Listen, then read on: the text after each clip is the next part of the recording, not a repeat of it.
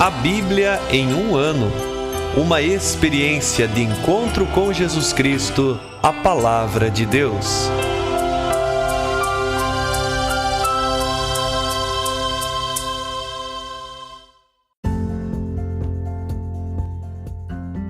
Olá, eu sou Yuri, seminarista da Diocese de Ponta Grossa, Paraná. Você está ouvindo o podcast A Bíblia em um ano.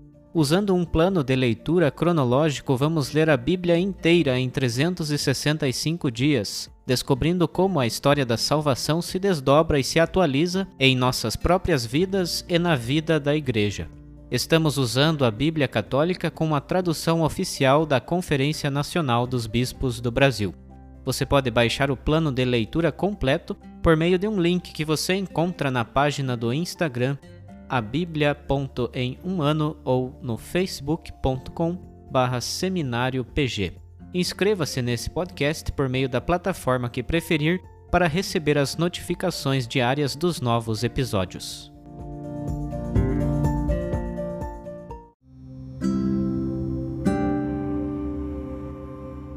Olá, eu sou o Padre Joel Nalepa, da Diocese de Ponta Grossa, no Paraná. Antes de iniciarmos a leitura e a escuta dos textos bíblicos propostos para hoje, vamos pedir que o Espírito Santo ilumine nossa mente e nosso coração para que a Palavra de Deus frutifique em nossas vidas. Em nome do Pai, do Filho e do Espírito Santo. Amém. Vindo Espírito Santo, enchei os corações dos vossos fiéis e acendei neles o fogo do vosso amor. Enviai o vosso Espírito, e tudo será criado, e renovareis a face da terra. Oremos. Ó Deus, que instruístes os corações dos vossos fiéis com a luz do Espírito Santo, fazei que apreciemos retamente todas as coisas, segundo o mesmo Espírito, e gozemos sempre de sua consolação. Por Cristo nosso Senhor. Amém.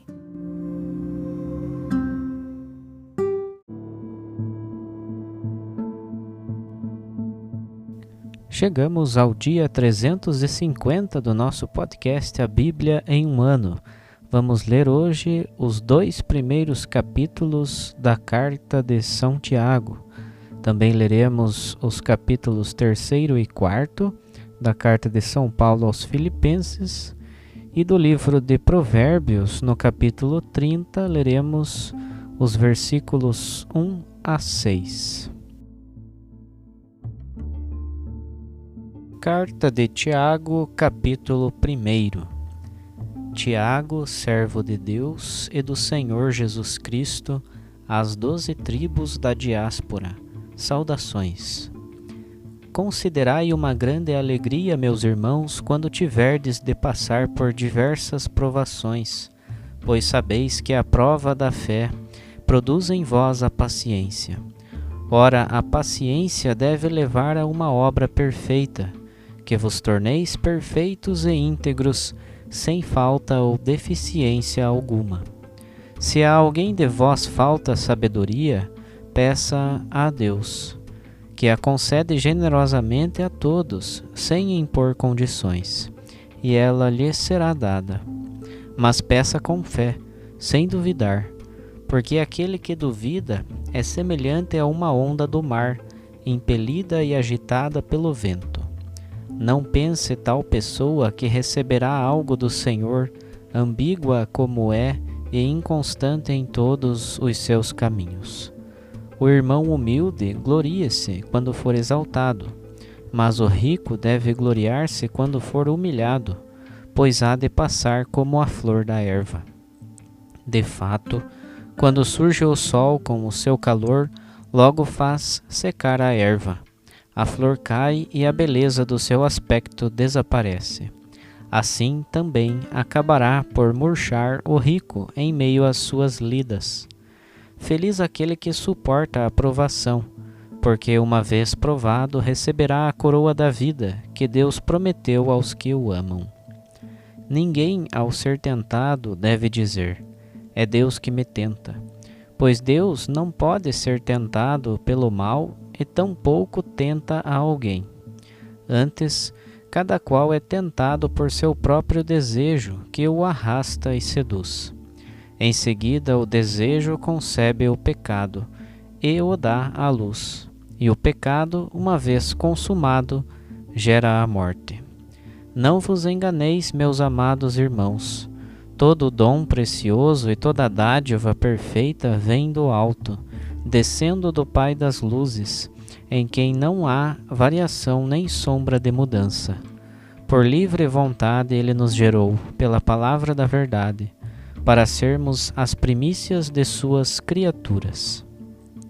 Sabeis, meus amados irmãos, que cada um deve ser pronto para ouvir, mas lento para falar e lento para se irar, pois quem fica irado não realiza a justiça de Deus. Por esta razão, rejeitai toda a impureza e todos os excessos do mal, mas recebei com mansidão a palavra que em vós foi implantada e que é capaz de vos salvar. Sede praticantes da palavra e não meros ouvintes, enganando-vos a vós mesmos. Com efeito, aquele que ouve a palavra e não a põe em prática, é semelhante a alguém que observa o seu rosto no espelho.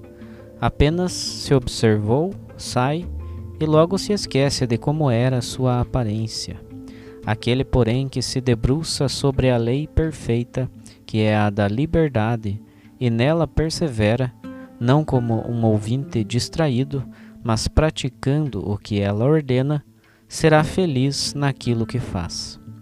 Se alguém julga ser religioso, mas não refreia a sua língua, engana-se a si mesmo, e sua religião é vazia. Religião pura e sem mancha diante de Deus e Pai é esta: assistir órfãos e viúvas em suas dificuldades e guardar-se da contaminação do mundo. Capítulo 2. Meus irmãos, a fé que tendes em nosso Senhor Jesus Cristo glorificado não deve admitir acepção de pessoas. Imaginemos que na vossa reunião entram duas pessoas, uma com um anel de ouro no dedo e bem vestida, e outra pobre, com a roupa surrada. Se ao que está bem vestido dais atenção, dizendo-lhe: vem sentar-te aqui à vontade, mas ao pobre dizeis: fica aí de pé, ou senta-te aqui no chão aos meus pés, não fazeis discriminação entre vós? Não julgais com critérios que não convêm? Escutai, meus amados irmãos, não escolheu Deus os pobres aos olhos do mundo para serem ricos na fé e herdeiros do reino prometido aos que o amam? Vós, porém, desprezastes o pobre. Acaso não são os ricos que vos oprimem e vos arrastam aos tribunais? Não são eles que falam mal do nome sublime invocado sobre vós? Portanto, se cumpris a lei régia conforme a Escritura, amarás o teu próximo como a ti mesmo, estais agindo bem. Mas se fazeis acepção de pessoas, cometeis pecado, e a lei vos acusa como transgressores. Quem pretende observar a lei inteira, mas comete transgressão num só ponto, torna-se culpado contra toda a lei. Aquele que disse: não cometerás adultério, disse também: não matarás. Portanto, se não cometes adultério, mas sim homicídio, te tornas transgressor da lei. Falai e procedei, pois, como pessoas que vão ser julgadas pela lei da liberdade. Pois bem, o julgamento vai ser sem misericórdia para quem não praticou misericórdia. A misericórdia, porém, triunfa sobre o julgamento. Meus irmãos, que adianta alguém dizer que tem fé, mas não tem as obras? A fé seria capaz de salvá-lo? Imaginai que um irmão ou uma irmã não tem o que vestir e que lhes falta a comida de cada dia. Se então algum de vós disser a eles: ide em paz, aquecei-vos e comei à vontade, sem lhes dar o necessário para o corpo, que adianta isso? Assim também a fé, se não se traduz em ações, por si só está morta. Um outro, pelo contrário, diz: tu tens a fé, e eu tenho obras. Mostra-me a tua fé sem as obras, que eu te mostrarei a minha fé, a partir de minhas obras.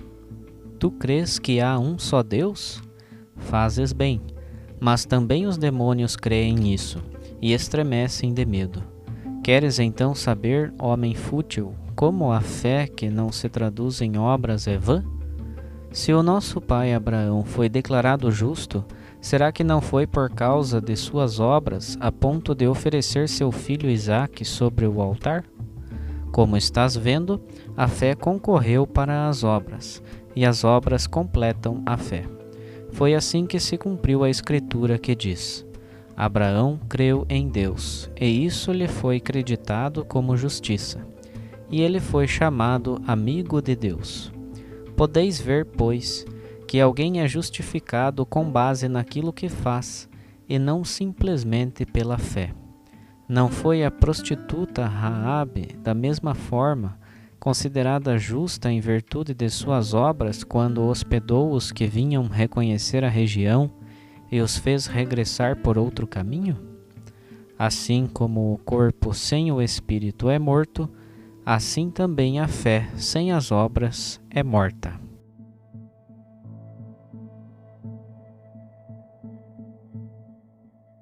Carta de São Paulo aos Filipenses, capítulo 3. No mais, meus irmãos, alegrai-vos no Senhor. Não me custa nada escrever-vos as mesmas coisas, e a vós isto dá mais segurança. Cuidado com esses cães, cuidado com esses maus operários, cuidado com esses que se mutilam. Os verdadeiros circuncidados somos nós, que prestamos culto movidos pelo Espírito de Deus, colocamos nossa glória no Cristo Jesus e não confiamos na carne. Bem que eu poderia pôr minha confiança na carne. Se algum outro pensa que pode confiar na carne, eu mais ainda. Fui circuncidado no 8º dia, sou da estirpe de Israel, da tribo de Benjamim, hebreu, filho de hebreus. Quanto à observância da lei, fariseu. No tocante ao zelo, perseguidor da igreja. Quanto à justiça que vem da lei, irrepreensível. Mas essas coisas que eram lucro para mim, considerei-as prejuízo por causa de Cristo. Mais que isso, julgo que tudo é prejuízo diante deste bem supremo que é o conhecimento do Cristo Jesus, meu Senhor. Por causa dele, perdi tudo e considero tudo como lixo, a fim de ganhar Cristo e ser encontrado unido a Ele. E isto não com a minha justiça que vem da lei, mas com a justiça que vem pela fé em Cristo, a justiça que vem de Deus, fundada na fé. É assim que eu conheço Cristo, a força da sua ressurreição e a comunhão com os seus sofrimentos, tornando-me semelhante a Ele na sua morte, para ver se chego até a ressurreição dentre os mortos. Não que eu já tenha recebido tudo isso, ou já me tenha tornado perfeito, mas continuo correndo para alcançá-lo, visto que eu mesmo fui alcançado por Cristo Jesus. Irmãos, eu não julgo já tê-lo alcançado. Uma coisa, porém, faço, esquecendo o que fica para trás, lanço-me para o que está à frente. Lanço-me em direção à meta, para conquistar o prêmio que, do alto, Deus me chama a receber em Cristo Jesus. É assim que nós, os perfeitos, devemos pensar. E se tiverdes um outro modo de pensar, nisto também Deus vos esclarecerá. No entanto, qualquer que seja o ponto a que tenhamos chegado, continuemos na mesma direção. Irmãos, sede meus imitadores, e observai os que vivem segundo o exemplo que tendes em nós. Já vos disse muitas vezes, e agora o repito chorando. Há muitos que se comportam como inimigos da cruz de Cristo. O fim deles é a perdição. O Deus deles é o ventre. A glória deles está no que é vergonhoso. Só pensam nas coisas terrenas. Nós, ao contrário, somos cidadãos do céu.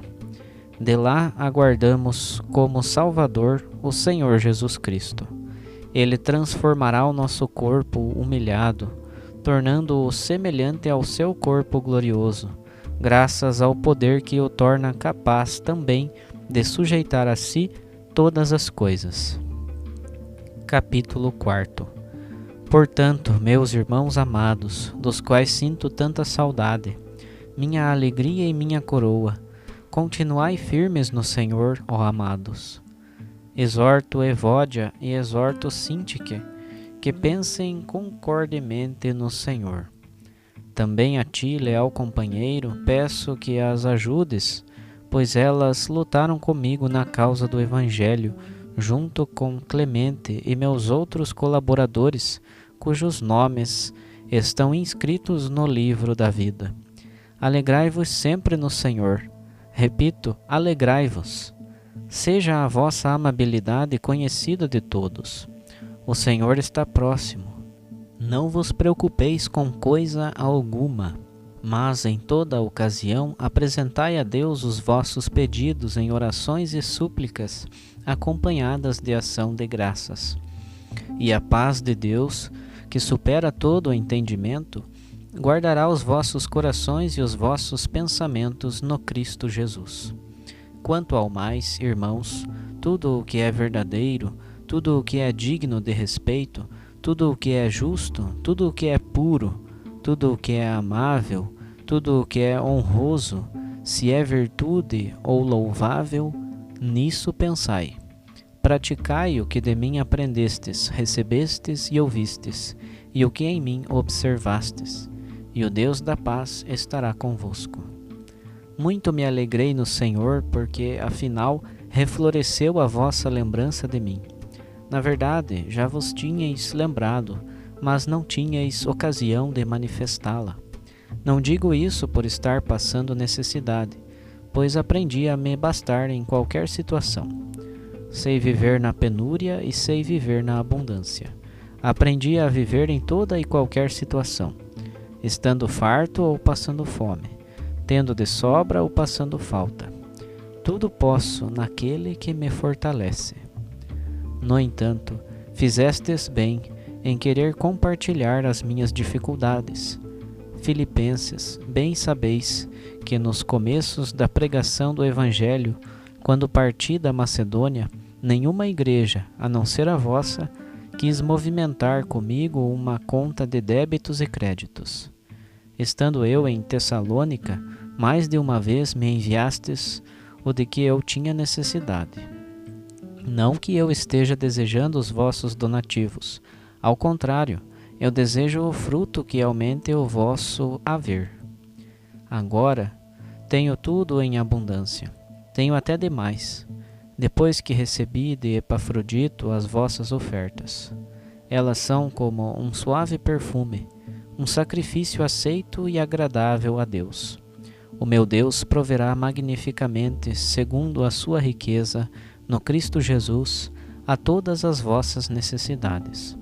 Ao nosso Deus e Pai, a glória pelos séculos dos séculos. Amém. Saudai a todos os santos em Jesus Cristo. Os irmãos que estão comigo vos saúdam. Todos os santos vos saúdam, sobretudo os que são da casa imperial. Que a graça do Senhor Jesus Cristo esteja convosco.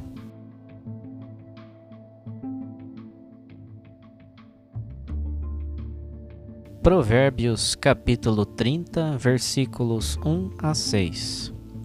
Palavras de Agur, filho de Jaces de Massa, oráculo de um mortal para Itiel Eucal.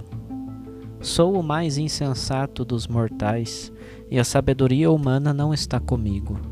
Não aprendi a sabedoria, e o conhecimento dos anjos me escapa. Quem subiu aos céus e de lá desceu?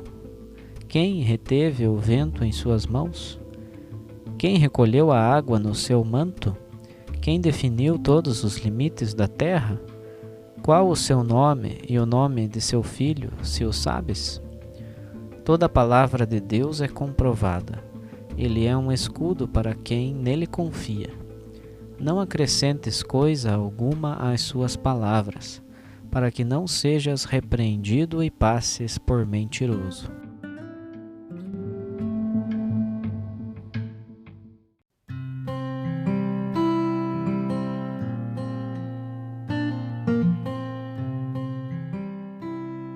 Olá, eu sou o Padre Rodrigo Ribas. Iniciamos hoje a leitura e meditação das cartas chamadas católicas. Elas são assim chamadas por se destinarem a todos os interessados, e não para uma pessoa ou para um grupo restrito. São 7: Tiago, 1ª e 2ª cartas de Pedro, Judas, 1ª, 2ª e 3ª cartas de João. Iniciamos com Tiago. O autor. Nós conhecemos 3 com esse nome no Novo Testamento: os 2 apóstolos, o maior e o menor, e mais um conhecido como, entre aspas, irmão do Senhor. O autor dessa carta não se apresenta usando nenhum desses termos. Um aspecto interessante para entender o autor: o modo como Jesus é apresentado na carta não condiz com a visão que os cristãos tinham dele nas décadas dos anos 40 a 60. Outra coisa ainda é a linguagem utilizada, que é um grego elegante, o que também não condiz com a linguagem dos apóstolos. É bem provável que a carta tenha sido escrita no século II. Para aprofundar a nossa reflexão sobre as cartas católicas, estaremos usando o autor Padre José Bortolini. Ouvimos e meditamos os capítulos 1 e 2 da carta de Tiago. No capítulo 1, nós vamos ver vários temas que são apresentados. O primeiro, ele apresenta as tribulações que os cristãos enfrentam justamente no momento em que a carta é escrita. E se pergunta qual o sentido do sofrimento, da tribulação por causa da fé. A resposta é que as provações por causa da fé conduzem para a perseverança. Um outro tema fala da sabedoria, apontando o caminho para conseguir ela. A gente consegue a sabedoria pedindo com fé a Deus e sem duvidar. O terceiro tema que nós podemos encontrar no capítulo 1 é um tema sapiencial. Aliás, o livro de Tiago nós podemos sempre ler em paralelo com os livros sapienciais. Aqui nós vamos ver o tema do engano das riquezas. Ao mesmo tempo, nós temos um outro caminho, a humildade. O outro tema do primeiro capítulo é o sofrimento e a provação. Isso não vem de Deus, pelo contrário, vem de dentro da pessoa. E ainda um outro tema do primeiro capítulo é a escuta e a prática da palavra. Caminhando de acordo com aquilo que Jesus disse, quando ele proclamou bem-aventurado aquele que escuta e pratica a palavra. Uma característica do bom cristão é saber controlar a própria língua. No capítulo 2, nós vamos ver basicamente 2 temas: o respeito para com os pobres e a necessidade de confirmar a fé mediante as obras, e nesse segundo tema, um paralelo com Paulo. No primeiro tema, uma das maiores agressões que cometemos contra Deus é o desprezo do pobre, de maneira mais intensa ainda quando se há a distinção entre as pessoas, favorecendo os mais ricos. Agora, no segundo tema, que é a fé mediante as obras, nós vamos ler então em paralelo com Paulo.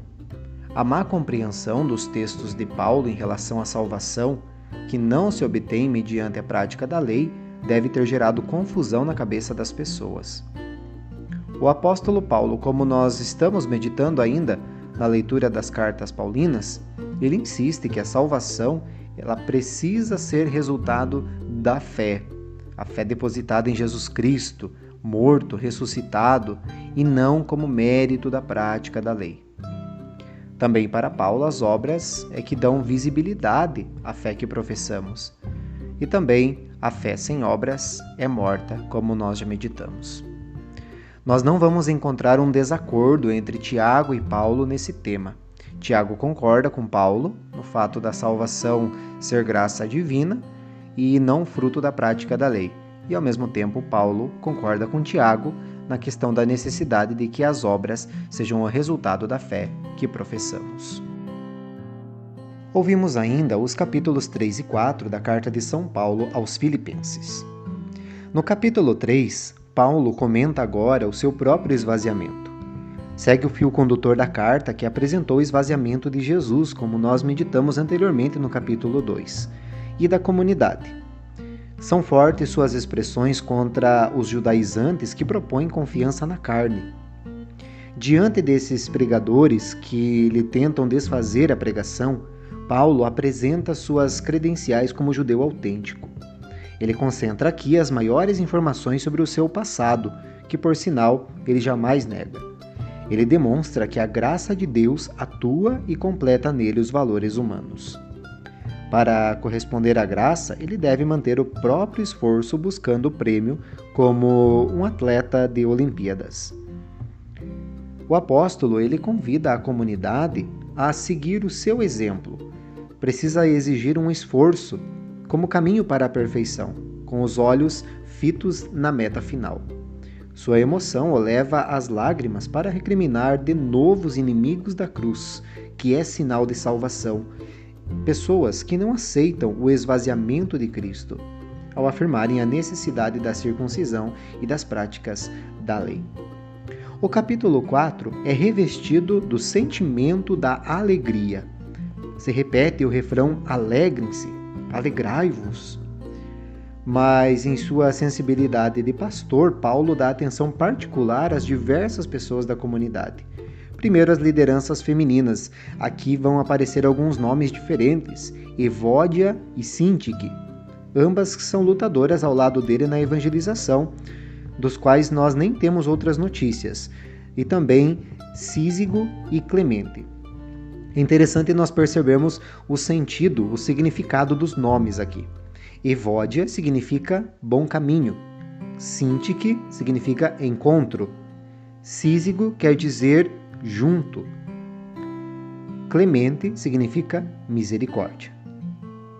Ainda no mesmo clima da alegria, o apóstolo agradece aos filipenses o auxílio que ele recebeu em Tessalônica e agora é trazido por Epafrodito. Em toda a vida de Paulo, pelo que consta, essa ajuda foi um caso único, como nós também já falamos e já mencionamos anteriormente.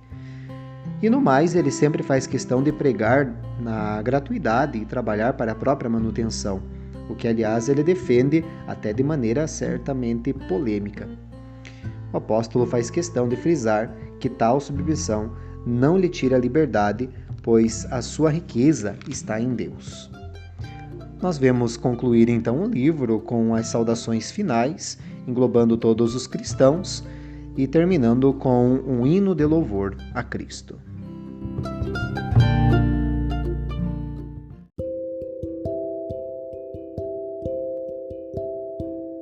Querido irmão, querida irmã, Jesus afirma a todos nós: felizes os que escutam a palavra de Deus e a põem em prática. Peçamos que a palavra que acabamos de ouvir se faça vida em nós e inspire as nossas ações. Oremos. Ó Deus, concedei ao vosso povo alimentar-se cada vez mais da vossa palavra e nela encontrar a fonte da vida. Por nosso Senhor Jesus Cristo, vosso Filho, na unidade do Espírito Santo. Amém. Quem vos fala é o Padre Jaime Roça, vigário-geral da Diocese de Ponta Grossa, no Paraná. Que desça sobre vós a bênção de Deus Todo-Poderoso, Pai, Filho e Espírito Santo. Amém.